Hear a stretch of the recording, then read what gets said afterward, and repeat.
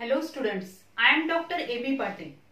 Today we are going to start one of the new topic from the 10th class, that is life processes in living organism part 1.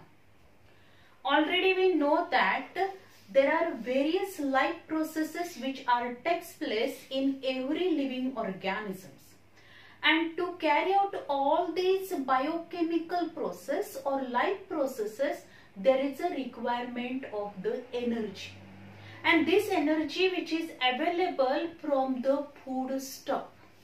So this food stuff which is essential to provide the energy for the different activities of the living organism. When we observe the human being diet, the human beings mostly consume the balanced diet, and this balanced diet which is essential for the growth and development, then it increases the immunity, then it is also essential for the physical and mental health, or to carry out all processes normally, or to provide the energy to carry out the various metabolic activities.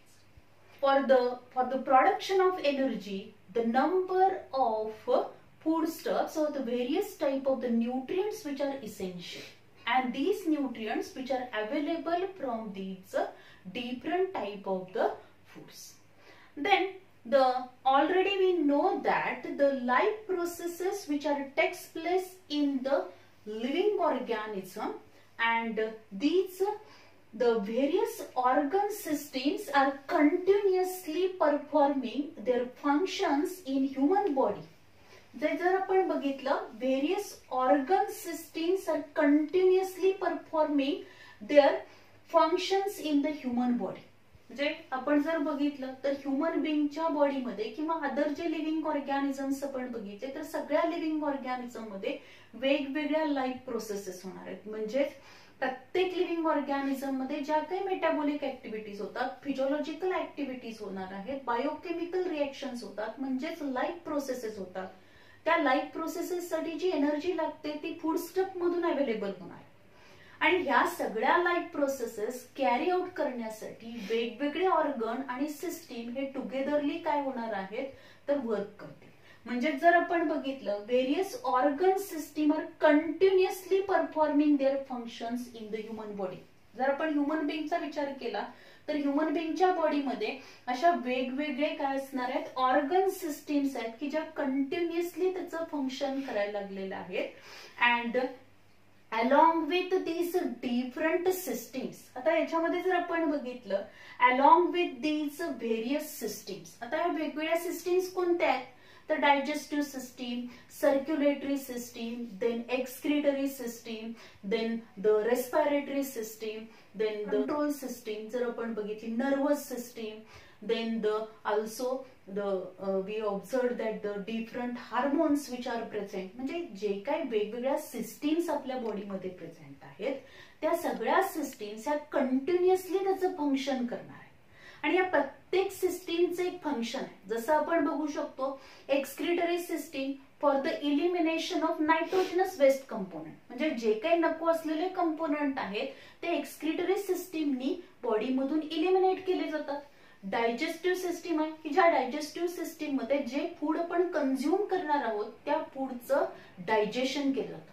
मग ते proteins, carbohydrates, then lipids, vitamins, हे जे काही वेगवेगळ्या form मध्ये आपण food consume करणार आहे तर digestion which can B carried out in the digestive system, and essential nutrients which are absorbed. Essential nutrients absorb केले जातात आणि त्याच्यासाठी वेगवेगळे डायजेस्टिव्ह ज्यूस पण सिक्रेट होणार आहे. देन सर्क्युलेटरी सिस्टीम आपण बघू शकतो. सर्क्युलेटरी सिस्टीमचं फंक्शन काय तर ब्लड सर्क्युलेशन केलं जातं, आणि ब्लड सर्क्युलेट होतं म्हणजेच जेव्हा ब्लडचं सर्क्युलेशन होणार आहे त्यावेळी अलॉंग विथ दिस ब्लड, या ब्लड मध्ये असलेले जे काही न्यूट्रिएंट्स असणार आहेत, ऑक्सिजन जो असणार आहे, this nutrient and oxygen which are supply to each and every cell of the body. बॉडीच्या प्रत्येक सेल पर्यंत न्यूट्रिएंट अँड ऑक्सिजन सप्लाय केला जातो. आणि मग हा ऑक्सिजन हा रेस्पिरेशन प्रोसेस साठी यूज केला जाणार आहे. किंवा जर आपण कंट्रोल अँड कोऑर्डिनेशन बघितलं म्हणजे नर्वस सिस्टीम आपण बघितले किंवा जे वेगवेगळे हार्मोन्स आहेत ते हार्मोन्स आणि नर्वस सिस्टीम या दोन्ही मिळून काय करणार आहेत तर आपल्या बॉडी मधले सगळ्या ज्या काही ऍक्टिव्हिटीज होणार आहेत ज्या काही प्रोसेस असतील त्या सगळ्यावरती कंट्रोल ठेवण्याचं काम ही नर्वस सिस्टीम करणार आहे. त्याचबरोबर जे हार्मोन्स आहेत these hormones which are also essential for the different processes in our body. So all these organ system perform their function continuously, and along with these different systems, different internal and external organs are performing their functions independently through complete coordination. म्हणजे जर आपण बघितलं या ज्या काही organ systems आहेत त्या त्याचं फंक्शन करणारच आहे पण त्याच्याबरोबर आपल्या बॉडीमध्ये असे काही इंटरनल आणि एक्सटर्नल ऑर्गन्स प्रेझेंट आहेत. These internal and external organs performing their functions independently त्याचं काय करणार आहे फंक्शन्स ते करतील. हे जे इंटरनल आणि एक्सटर्नल ऑर्गन्स असणार आहेत ते त्याचं इंडिपेंडेंटली फंक्शन करतील पण त्याच वेळी काय होणार आहे थ्रू द कम्प्लीट कोऑर्डिनेशन. पण जेव्हा हे इंडिपेंडेंटली त्याचं फंक्शन करतील त्यावेळी या ऑर्गन सिस्टीम आणि ह्या एक्सटर्नल अँड इंटरनल ऑर्गन यांच्यामध्ये कोऑर्डिनेशन असणार आहे. And to carry out all this process आता या सगळ्या प्रोसेससाठी एनर्जी लागते. And this energy which is available from the food stuff आणि ही एनर्जी कुठून अवेलेबल होईल तर फूड स्टफ मधून अवेलेबल होणार आहे. Means need of continuous source of energy. आता मग याच्यासाठी जी एनर्जी लागणार आहे त्या एनर्जीसाठी काय लागतील the source of energies which are essential and these source of energy हे जे काही सोर्स ऑफ एनर्जी असणार आहेत ते म्हणजे काय असेल फूड स्टफ असणार. And this food stuff which is in the form of carbohydrate proteins vitamins then fats lipids यांच्या फॉर्म मध्ये असेल. म्हणजे जर आपण बघितलंय सोर्सेस ऑफ दिस एनर्जी म्हणजे या सगळ्या लाईफ प्रोसेस होण्यासाठी जी काही एनर्जी लागणार आहे ती एनर्जी कशामधून अवेलेबल होईल तर त्या एनर्जीचे काही सोर्सेस आहेत आणि हे सोर्सेस ऑफ एनर्जी कुठले आहेत तर कार्बोहायड्रेट आहेत देन फॅट्स असतील लिपिड्स आहेत प्रोटीन्स आहेत. या लिपिड्स फॅट्स प्रोटीन्स कार्बोहायड्रेट मधून एनर्जी अवेलेबल केली जाते. And then this energy which is used to carry out the various biochemical reaction, metabolic activities which are takes place in the living organism. म्हणजे living organism मध्ये ज्या काही सगळ्या activity होतील त्या सगळ्यासाठी एनर्जी लागते आणि ती एनर्जी आपल्याला वेगवेगळ्या एनर्जी सोर्स मधून अवेलेबल होणार आहे. Then along with the food stuff the oxygen is also necessary for the production of energy. आता नुसते आपल्याला फूड स्टफ म्हणजे कार्बोहायड्रेट देन प्रोटीन्स लिपिड्स एवढेच फक्त एनर्जी सोर्सेस अवेलेबल असून चालणार नाही तर हे एनर्जी प्रोडक्शन करण्यासाठी आपल्याला तिथं ऑक्सिजन पण लागणार आहे.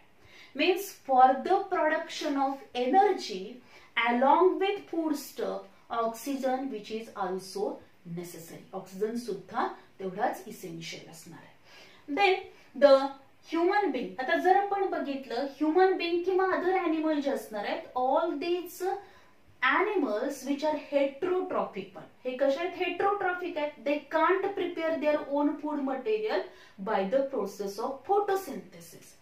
These animals and human being consume the fruits and vegetables. आणि हे जे काही अॅनिमल्स असतील ह्युमन बिंग असतील ते फ्रुट्स आणि व्हेजिटेबल्स किंवा प्लांटचे वेगवेगळे पार्ट्स कन्झ्युम करणार आहेत and they get the food. किंवा काही जर आपण हे बघितले कार्निवोरस अॅनिमल्स बघितले तर ते दुसऱ्या हार्बिवोरस अॅनिमल्स वरती डिपेंड असणार. म्हणजे डायरेक्टली इनडायरेक्टली ते प्लांट्स वरती डिपेंड आहेत to fulfil their nutritional requirement. And the plants आता जर प्लांट्स आपण बघितले तर प्लांट्स कसे आहेत plants are autotrophic one. They can prepare their own food material by the process of photosynthesis. And during this process of photosynthesis the food material which is prepared this food material which is used for the growth and development of the plant body and remaining this food which is stored in different parts of the plant. म्हणजे plants हे काय करणार आहेत तर photosynthesis प्रोसेसनी ते food material तयार करतील आणि जे काही फूड मटेरियल तयार होणार आहे त्याच्यातलं काही फूड मटेरियल हे त्या प्लांटच्या ग्रोथ अँड डेव्हलपमेंटसाठी यूज केलं जाईल आणि राहिलेलं फूड मटेरियल जे असणार आहे ते प्लांटच्या वेगवेगळ्या ऑर्गन मध्ये स्टोअर केलं जातं. म्हणजेच फ्रुट्स असतील, त्याचबरोबर रूट्स असतील, स्टेम असेल, लिव्स असेल, यांच्यामध्ये हे फूड स्टोअर केलं जातं. And then this plant parts which are available for the animals to providing the nourishment. And so animals consume these different plant parts for the fulfillment of their nourishment or nutritional requirement ची गरज fulfil करण्यासाठी ते हे parts काय करणार आहेत consume करते. Then when we observed these plant parts, आता ह्या प्लांट पार्ट्स मध्ये जे काही फूड मटेरियल स्टोअर केलं जाणार आहे ते अॅनिमल्सला अवेलेबल होईल. अँड फ्रॉम दिस सोर्सेस और from this plant parts the different nutrients which are supplied to the heterotrophic organism means carbohydrate, proteins, vitamins, then also minerals, then the lipids, fats, हे सगळे जे असणार आहेत ते अदर अॅनिमल्सला अवेलेबल होतील. आता याच्यामध्ये जर आपण बघितलं कार्बोहायड्रेट जे असणार आहेत these carbohydrates which are present in the different plant parts means the carbohydrate which is the energy source and these carbohydrates which are available from the different sources and these are nothing but the milk, then fruits, jaggery, then cane sugar, vegetables, then potatoes, sweet potatoes, serials म्हणजे serials मध्ये आपण बघू शकतो मेज, wheat, जवार, rice हे different serials असतील. त्याचबरोबर स्वीट मीट्स आहेत and other the food products, the plant products जे असतील त्याच्यामधून काय मिळणार आहेत कार्बोहायड्रेट्स. म्हणजे जर आपण बघू शकतो मिल्क मधून कार्बोहायड्रेट्स अवेलेबल होतील लॅक्टोजच्या फॉर्म मध्ये, तिथं डायशर्कराइड प्रेझेंट असणार आहे मिल्क मध्ये ते कार्बोहायड्रेट अवेलेबल होईल. त्यानंतर फ्रुट्स मध्ये पण आपण बघू शकतो सुक्रोज प्रेझेंट असतं तिथं, जॅगरी मधून आपल्याला मिळेल. त्याचबरोबर जॅगरी म्हणजे आपण जर बघू शकतो जे काही गुळ असेल, त्याचबरोबर साखर आहे, नंतर वेगवेगळ्या प्रकारचे व्हेजिटेबल्स असतील, त्यानंतर पोटॅटोज त्याच्यामध्ये स्टार्चच्या फॉर्म मध्ये कार्बोहायड्रेट्स प्रेझेंट असतात, स्वीट पोटॅटो रताळ आपण बघू शकतो. त्याचबरोबर काही सिरियल जे काही वेगवेगळी आपण हे बघू शकतो जे धान्य आहे म्हणजे ज्वारी आहे, मका आहे, बाजरी आहे, त्याचबरोबर भात आहे, या वेगवेगळ्या सिरियल्स मधून सुद्धा कार्बोहायड्रेट मिळणार आहे. म्हणजे हे कार्बोहायड्रेटचे सोर्सेस. त्याचबरोबर आपण बघू शकतो स्वीट मीट्स म्हणजेच मिठाई जी असणार आहेत, वेगवेगळ्या प्रकारची मिठाई जी असते त्याच्यामधून सुद्धा कार्बोहायड्रेट्स अवेलेबल होते. So these are the different sources of the carbohydrate and from this sources the carbohydrates which are available to the human being and other animals. Then we get 4 kilocalorie energy per gram of carbohydrate. म्हणजे 1 gram carbohydrate मध्ये जर आपण बघितलं तर 4 kilo calorie energy present असते. 1 gram carbohydrate मध्ये 4 kilo calorie एवढी energy present असणार आहे.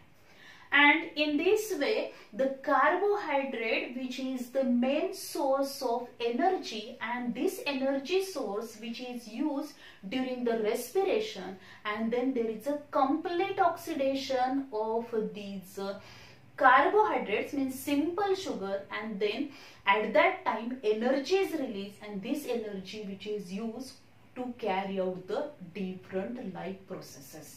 म्हणजेच हे जे काही फूड स्टफ आहे त्या फूड स्टफ मधून जी एनर्जी अवेलेबल होणार आहे त्या एनर्जीचा उपयोग आपल्या डेली लाईफ मध्ये सगळ्या लिव्हिंग ऑर्गॅनिझम मध्ये ज्या काही लाईफ प्रोसेसेस होणार आहे त्याच्यासाठी ही एनर्जी यूज केली जाईल. Then already we know that every living organism required the energy to carry out the various life process. प्रत्येक लिव्हिंग ऑर्गॅनिझमला एनर्जी लागणार आहे आणि ती एनर्जी त्याला कशासाठी लागणार आहे to carry out the various life processes. जसं आपण बघू शकतो की एखादा जर प्लेयर असेल तर तो प्लेयर काय करणार आहे जेव्हा मध्ये मध्ये जे काही रेसेस असतात त्यावेळी तो काही काय करतो, एनर्जी सोर्स साठी फूड कंझ्युम करणार आहे. Due to consuming the food the energy which is available, आणि ते फूड जे असणार आहे ते मोस्टली प्रोटीनच्या फॉर्म मध्ये असेल, कार्बोहायड्रेटच्या फॉर्म मध्ये असेल, ग्लुकोज असतील किंवा इलेक्ट्रोलाइट असेल किंवा काही ज्यूसच्या फॉर्म मध्ये ते काय करणार आहेत, हे जे काही एनर्जी त्यांना अवेलेबल होणार आहे आणि त्यामुळे ते फूड काय करतील, कंझ्युम करणार आहेत, की ज्यामुळं ते एनर्जेटिक राहतील आणि त्यांचा परफॉर्मन्स चांगला राहील. आणि त्यामुळे प्लेयर्स आपण बघतो की मध्ये मध्ये जेव्हा रेसेस असते किंवा 10 मिनिटाचा 5 मिनिटाचा गॅप असेल तेव्हा ते काही काय करतात, तर काही ज्यूस असतील किंवा वेगवेगळ्या फॉर्म मध्ये फूड कंझ्युम करणार आहे. ते एनर्जेटिक म्हणजे एनर्जेटिक राहण्यासाठी, एनर्जी त्यांना फास्टली अवेलेबल होण्यासाठी ते फूड कंझ्युम करणार. Then how this energy production is takes place. आता ही एनर्जी कशा पद्धतीने प्रोड्यूस होईल, एनर्जी प्रोडक्शन होणार म्हणजे काय होणार आहे, कशा पद्धतीने ही एनर्जी या फूड मधून अवेलेबल होणार. कारण जेव्हा एनर्जी प्रोडक्शन करायचंय तेव्हा फक्त फूड स्टफ असून चालणार नाही, तर फूड स्टफ बरोबर ऑक्सिजन पण लागणार आहे. So there is a one life process which is takes place in all living organism and which is essential for the energy production, and this is nothing but the respiration.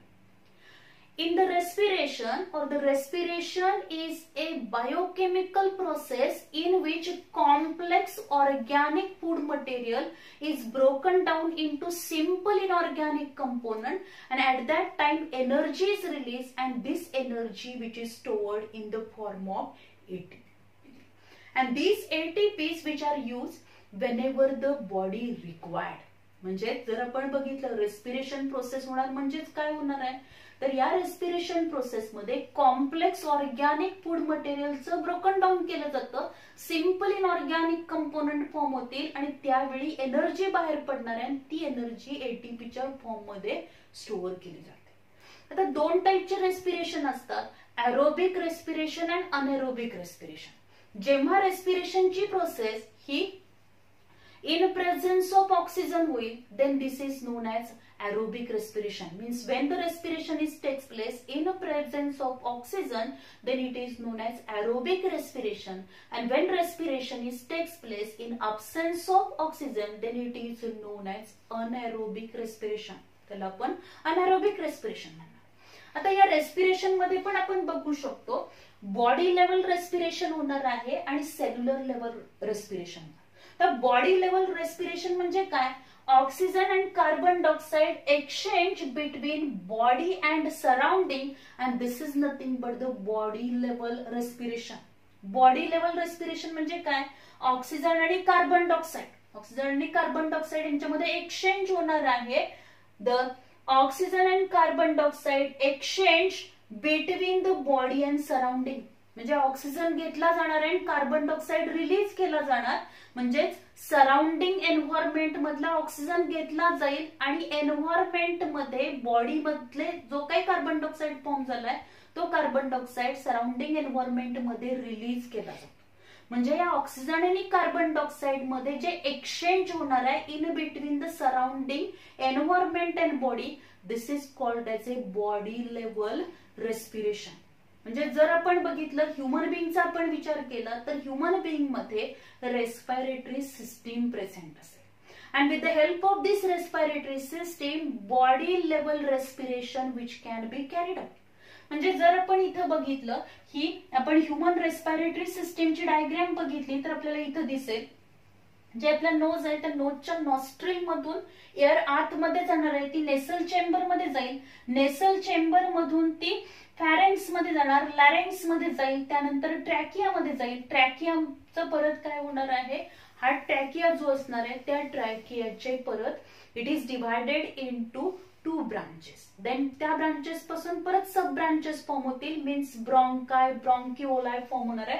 And then here the bronchus, हे एक single आपण ब्रॉन्कस consider केले, असे number of ब्रॉन्काय present असणार, ब्रॉन्क्युओलाय form असतील आणि त्या प्रत्येक एंडला तिथं आपल्याला असे अल्व्हिओलाय पाहायला मिळतील. सिंगल अल्व्हिओलस आपण त्याला म्हणतो आणि मेनी असतील तर अल्व्हिओलाय, म्हणजे छोट्या छोट्या एअर सॅक्स प्रेझेंट असणार आहे. आणि या एअर सॅकच्या भोवती पूर्णपणे काय आहे तर कॅपिलरीचं नेटवर्क असणार. म्हणजे जेव्हा एअर आपण जेव्हा ब्रीदिंग प्रोसेस करणार आहोत, म्हणजे श्वास आपण घेणार, श्वास घेणारे म्हणजे एअर आपल्या नोज मधून नेसल चेंबर मधून पॅरेंक्स लॅरेंक्स करत ती ट्रॅकियामध्ये जाईल, ट्रॅकियामधून ती परत ब्रॉन्किओलायमध्ये ब्रॉन्कायमध्ये जाणार आहे, ब्रॉन्कायमधून ती ब्रॉन्किओलायमध्ये जाईल, त्यानंतर एअर सॅक्स मध्ये जाणार आहे आणि या एअर सॅक मध्ये म्हणजेच अल्व्हिओलायमध्ये जाणार आहे. इथं आपल्याला हे नंबर ऑफ अल्व्हिओलाय असे दिसत आहेत. म्हणजे एखादा द्राक्षाचा घड जसा असतो त्याच्या पद्धतीने आपल्याला हे स्ट्रक्चर दिसते. या छोट्या छोट्या एअर सॅक्स आहेत, त्यांना आपण अल्व्हिओलाय म्हणतो आणि या अल्व्हिओलाय भोवती पूर्णपणे कॅपिलरीचं नेटवर्क असतं. आणि ह्या ज्या काही ब्लड कॅपिलरीचं नेटवर्क आहे, त्या ब्लड कॅपिलरी मध्ये या अल्व्हिओलाय मध्ये आलेला ऑक्सिजन हा ब्लड कॅपिलरी मध्ये पास केला जातो, ट्रान्सफर होतो आणि त्या कॅपिलरी मध्ये प्रेझेंट असलेला कार्बन डायऑक्साइड हा अल्व्हिओलाय मध्ये रिलीज केला जातो. आणि अल्व्हिओलाय मध्ये रिलीज झालेला कार्बन डायऑक्साइड परत या bronchioli to bronchi to trachea, trachea मधून परत larynx, larynx to pharynx and nasal chamber to nostril, म्हणजे तो बाहेर रिलीज केला जाईल. म्हणजे in this way the exchange of gases which can be takes place means inhalation of oxygen and exhalation of CO2 which can be takes place. म्हणजे oxygen घेतला जाणार आणि कार्बन डायऑक्साइड बाहेर टाकला जाणार. याला आपण बॉडी लेवल रेस्पिरेशन म्हणणार. पण जर आपण दुसरा टाइप बघितला म्हणजेच बॉडी लेवल रेस्पिरेशन होऊन नुसतं चालणार नाही, तर परत काय व्हायला पाहिजे, सेल्युलर लेवल रेस्पिरेशन व्हायला पाहिजे. And this cellular level respiration in which the food stuffs are oxidise. या सेल्युलर लेवल रेस्पिरेशन मध्ये फूड स्टफ हा ऑक्सिडाइज होतो. म्हणजे जे काही फूड मटेरियल आपण कन्झ्युम केलेलं आहे त्याच्यामधले न्यूट्रिएंट्स म्हणजे आफ्टर डायजेशन त्याच्यातले जे न्यूट्रिएंट्स असणार आहेत, कार्बोहायड्रेट्स, प्रोटीन्स, हे जे काही न्यूट्रिएंट्स असतील ते ब्लड मध्ये ऍब्सॉर्ब केले जातात. And Wien ever there is a circulation of the blood, जेव्हा ब्लड हे सर्क्युलेटरी सिस्टीम मधून सर्क्युलेट होणार आहे त्यावेळी ह्या ब्लड मार्फत हा ऑक्सिजन आणि जे काही न्यूट्रिएंट्स असतील, कारण ऑक्सिजन तर जेव्हा रेस्पिरेशन करणार आहे तेव्हा या अल्व्हिओलाय मधला ऑक्सिजन हा ब्लड मध्ये मिक्स झालाय आणि हे ऑक्सिजनेटेड ब्लड आणि त्याच्याबरोबर त्याच्यामध्ये असलेले न्यूट्रिएंट्स हे प्रत्येक सेल पर्यंत ट्रान्सफर केले जातात, प्रत्येक सेल पर्यंत सप्लाय केला जातो त्याचा. आणि त्यावेळी जेव्हा हे न्यूट्रिएंट्स आणि ऑक्सिजन हे प्रत्येक सेलला दिले जातात तेव्हा त्या सेलमध्ये काय होणार आहे, तिथं त्याचं कम्प्लीट ऑक्सिडेशन होईल. मीन्स दिस कार्बोहायड्रेट्स मीन्स सिंपल शुगर, कारण कॉमन रेस्पिरेटरी सबस्ट्रेट हा ग्लुकोज असणार आहे. And this glucose which undergo oxidation with the help of oxygen. मग आता हे जे काही रेस्पिरेशन असणार, सेल्युलर लेवलचं रेस्पिरेशन जे असेल ते एकतर ऑक्सिजनच्या प्रेझेन्सीमध्ये होईल किंवा ऑक्सिजनच्या अब्सेन्सीमध्ये होणार. म्हणजेच एरोबिक रेस्पिरेशन और अनएरोबिक रेस्पिरेशन होईल. जर एरोबिक रेस्पिरेशन झालं तर ग्लुकोज मॉलिक्युलचं कम्प्लीट ऑक्सिडेशन होतं आणि त्यावेळी काय होईल, एनर्जी रिलीज होते. त्यापैकी 40% एनर्जी जी असणार आहे, 40% energy which is use for the synthesis of ATP and 60% energy is lost in the form of the heat. म्हणजेच एका ग्लुकोज मॉलिक्युल पासून 38 ATP मॉलिक्युल फॉर्म होतात. पण तेच जर अनएरोबिक रेस्पिरेशन असेल की जे इन अब्सेन्स ऑफ ऑक्सिजन होणार आहे त्यावेळी एका ग्लुकोज मॉलिक्युल पासून फक्त 2च ATP फॉर्म होतात, कारण ग्लुकोज मॉलिक्युलचं इनकम्प्लीट ऑक्सिडेशन होतं. आणि म्हणजेच सेल्युलर लेवल ऑफ रेस्पिरेशन म्हणजेच काय होणार आहे, तर food stuffs are oxidise. Cellular level respiration मध्ये फूड स्टफ्सचं काय होईल, ऑक्सिडेशन होणार आहे. This is called as a cellular level respiration. आता हे सेल्युलर लेवल रेस्पिरेशन कसं होतं त्याच्यामध्ये डिटेल प्रोसेस आहे, ते आपण नेक्स्ट लेक्चरला बघणार आहोत. How this cellular level respiration is takes place in the living organism. So this is all about the some introductory part of this chapter, that is respiration and some the life processes, what are the different energy sources and how they are very important to carry out the various life processes. So in this way here we discuss about the some introductory part. Thank you very much.